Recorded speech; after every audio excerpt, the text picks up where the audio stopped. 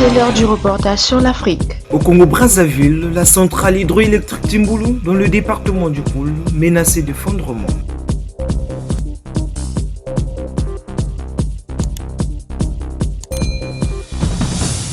Le 4 décembre 2024, un rapport technique transmis par le directeur de la société China Machinery Engineering Corporation Congo au directeur général de EKRC concernant les dégradations majeures dans la centre-ville hydroélectrique Timbulu provoque des frissons et des vertiges.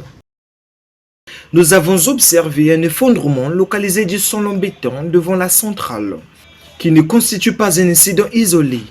Au-delà de cette zone, des problèmes similaires ont été identifiés près de la station de commutation, sur la section aval du canal de fuite, et à plusieurs autres emplacements stratégiques. Ces dégradations semblent principalement causées par des infiltrations d'eau provenant du réservoir. Il est important de préciser que pour les barrages en terre comme celui d'Imbulu, ce type de problème est en réalité l'un des désordres les plus fréquemment rencontrés et ne présente pas en soi de complexité majeure à résoudre.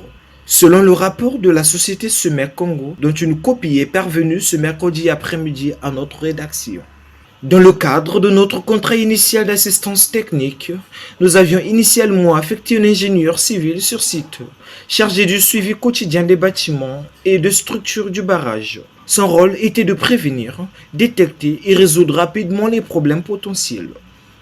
Durant cette période de supervision continue, aucun incident significatif n'a été enregistré.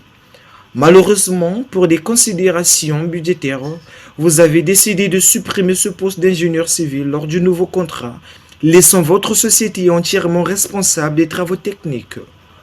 Force est de constater que ces responsabilités n'ont pas été assumées de manière satisfaisante, ce qui est particulièrement préoccupant, précise le même rapport signé par le DG de la société Semek Congo, Zhang Pingeng.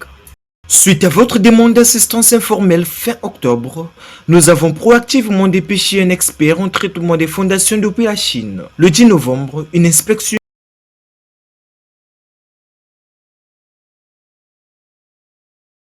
du sol ou la protection des pentes, bien que relativement simple, ne constituerait pas une solution durable, souligne